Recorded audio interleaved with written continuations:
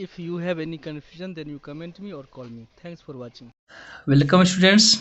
अभी आप पढ़ रहे हैं amalgamation of companies. Question number 6 तक हो चुका है और बहुत दिनों से आप लोगों का कमेंट पेंडिंग पड़ा हुआ था, तो आज मैंने समय निकाला है। तो आइए क्वेश्चन नंबर 7 हम लोग अभी सॉल्व करने जा रहे हैं।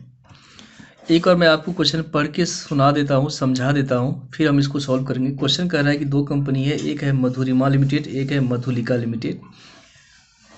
नीचे कह रहा है कि इस तिथि को मधुरिमा लिमिटेड द्वारा मधुलिका लिमिटेड के व्यवसाय को 3,30,000 में ले लिया गया। मतलब क्वेश्चन में परचेज प्राइस दे दिया है, आपको नहीं निकालना है। परचेज प्राइस कितना दिया हुआ है? 3,30,000। मतलब जो मधुरिमा लिमिटेड है ना, उसने क्या किया है, मधुलिका लिमिटेड के बिजनेस को 3,30,000 में ले लिया, मतलब खरीद लिया।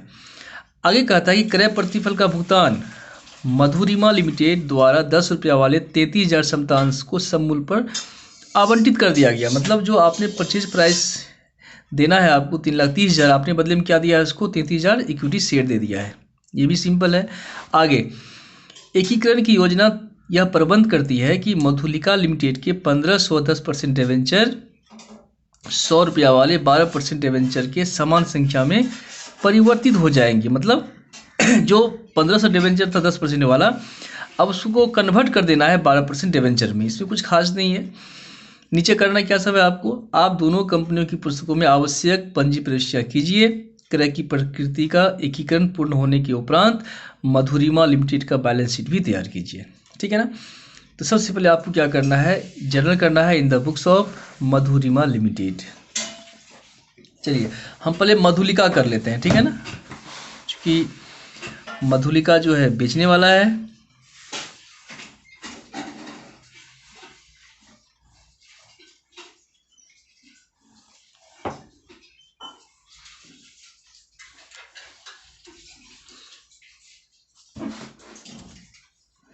Journal entries in the books of Madhulika limited. पहला एंट्री करते हैं एसेट्स को ट्रांसफर करने का। तो यहाँ पर आप DRCR भी लिखिए। Realisation account debit,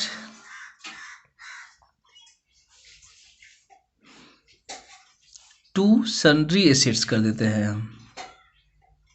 sundry assets, जो भी संपत्ति है सबको आप ट्रांसफर कर लीजिए। तो संपत्ति कितना है आपके पास, हम वो देख लेते हैं। संपत्ति है आपके पास ट्रांसफर करने वाला 275 67,600। तो यहाँ पर जो है ना, सिर्फ आप देख लीजिए आप लोग संपत्ति में क्या सब आएगा। ये मधुलिका का बैलेंस शीट है। 275 है, 67,600 है, 157,900 है, 64,650 है और ये 34,125 है। सबको जोड़ लेंगे हम। चूंकि ये डिस्काउंट है, ये तो आएगा नहीं, ये तो लॉस होता है, ये नहीं आएगा। ठीक है, डिस्काउंट छोड़ के बाकी सब आ जाएगा। 1 2 3 4 5, ये हो गया 1 2 3 4 5। सबको जोड़ लीजिए, ये होता है 5,99,275। 5,99,275, 5,99,275। ठीक है, मेरे ख्याल से दिक्कत नहीं होना चाहिए आप लोगों को। ये कहाँ से आया? जो बैलेंस शीट में संपत्ति है हमने सबको जोड़ दिया है, ठीक है ना। और फिर बैलेंसिंग जो जोड़ आया है हमने उसको लिखा हुआ है। नरेशन लिखिए, बीइंग ट्रांसफर ऑफ एसेट्स। दूसरा एंट्री होता है लायबिलिटी को ट्रांसफ़र करने का। तो देखते हैं लायबिलिटी में क्या सब है। और यहाँ तो लायबिलिटी का नाम लिखना पड़ेगा क्योंकि 10% डिवेंचर है। 10% debenture,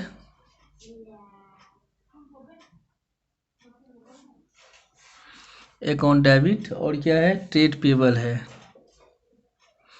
trade payable account debit. तो डिवेंचर है 1,50,000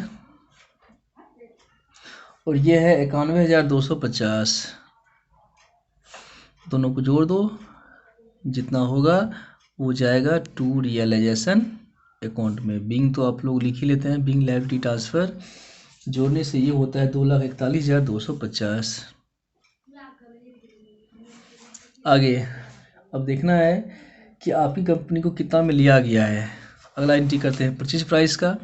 तो लेने वाले का नाम है मधुरिमा लिमिटेड।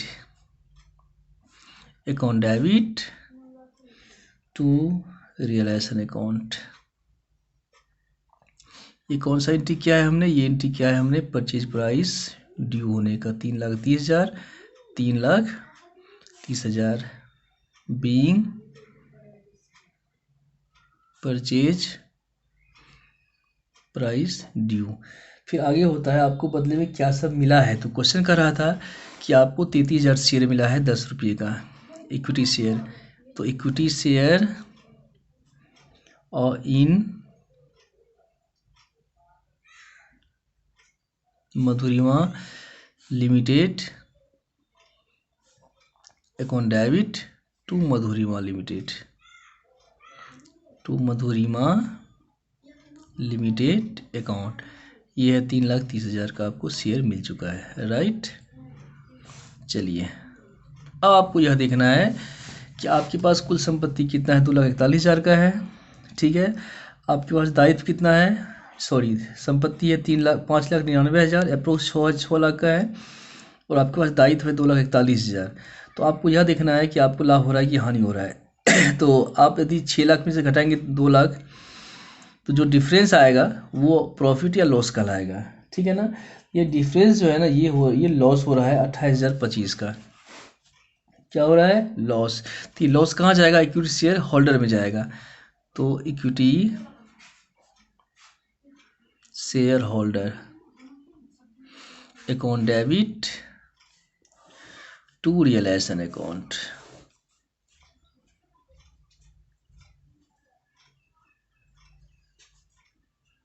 कितना? 28,025। ये कहाँ से आया? जो भी एसेट्स है उसमें लेस कर दो liability.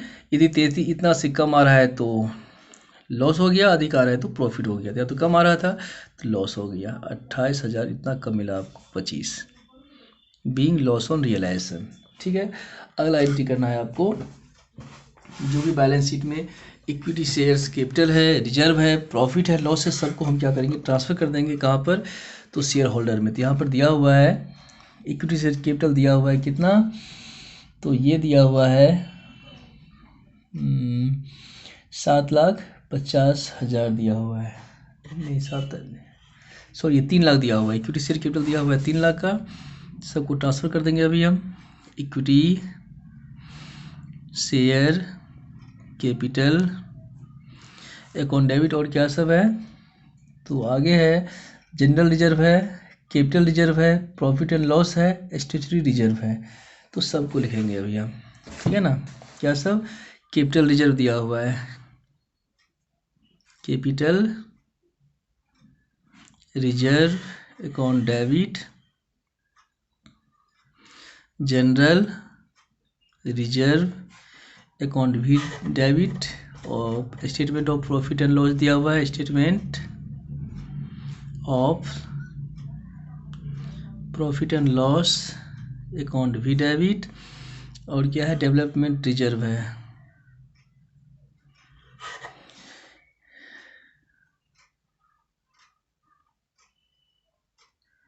Development reserve account debit. ये सब कहाँ जाएगा? तो इक्विटी शेयर होल्डर में जाएगा। ये कितना होता है आइए देख लेते हैं। 3 लाख है 6500, ये है 3 लाख, और ये है 6500, 37,675, 12,050, 48,50, सबको जोड़ दो, ये होता है 3,61,075, ठीक है ना। आगे आपको क्वेश्चन में लॉस भी दिया हुआ है, लॉस को भी ट्रांसफर करेंगे हम। तो equity share holder account debit to discount on share, discount on share and debenture. ये है 3,050, 3,050, ठीक है ना। आगे क्या करना होता है आपको? तो यहाँ से जो आपको शेयर मिला है 3,30,000 का, इसको हम क्या करेंगे, इस शेयर को क्या करेंगे, हम ट्रांसफ़र कर देंगे कहाँ पर, तो शेयर होल्डर में। तो उसका एंट्री हो जाएगा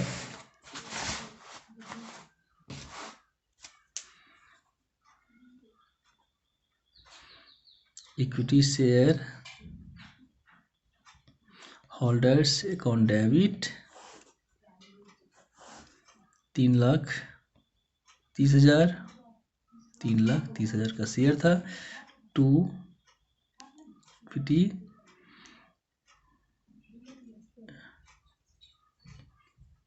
शेयर इन मधुरिमा लिमिटेड। ठीक है, इसके साथ ये अकाउंट क्लोज हो गया। अब आपको क्वेश्चन में बोल रहा है तैयार करने के लिए journal entries in the books of Madhurima limited. तो आपको इन द बुक्स ऑफ यहाँ लिख लीजिए, in the books of Madhurima limited.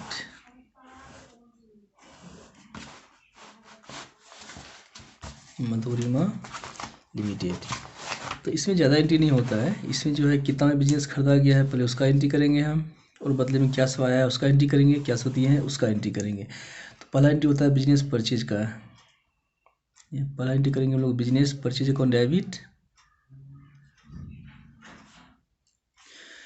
To, ये नाम दिया हुआ है liquidators of Madhulika limited, liquidators Madhulika limited. कितना में खरीदा है आपने, 3,30,000 में, 3,30,000। आगे है कि बदले में आया क्या सब आपके पास, जो भी शेयर्स आया उसका नाम लिखेंगे हम लोग। तो मशीन आया है,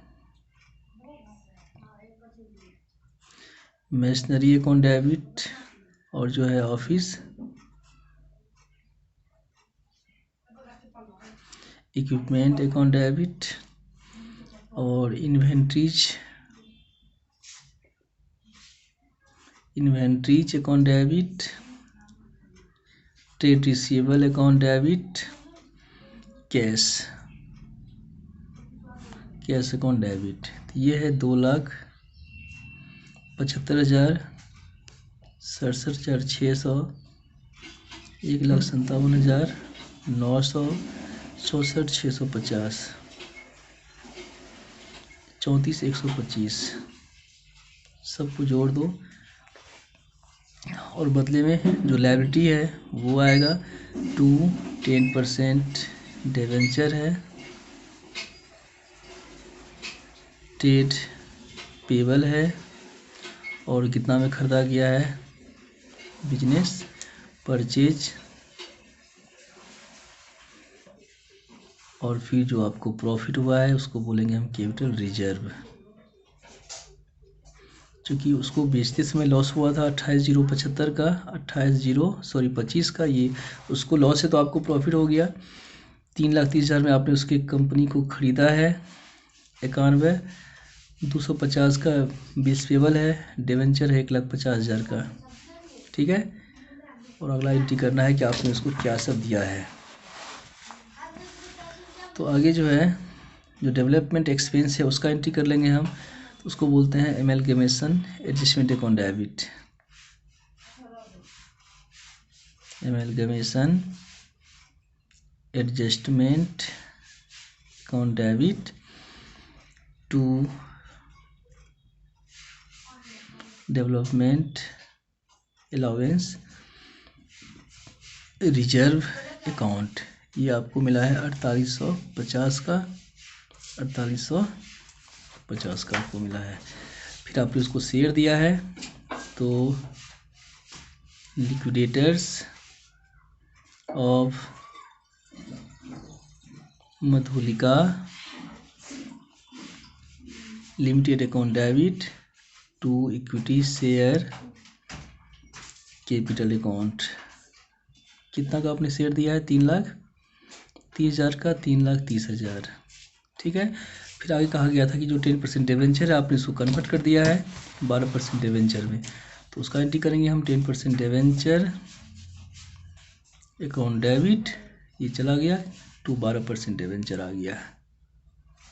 तो ये कन्वर्ट हो गया है, कितने का डिवेंचर था, 1,50,000 का।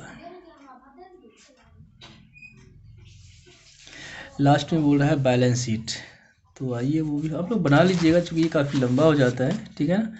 यदि नहीं बनेगा तो आप लोग कमेंट कीजिएगा, हम दोबारा बना के डालेंगे। Thanks for watching.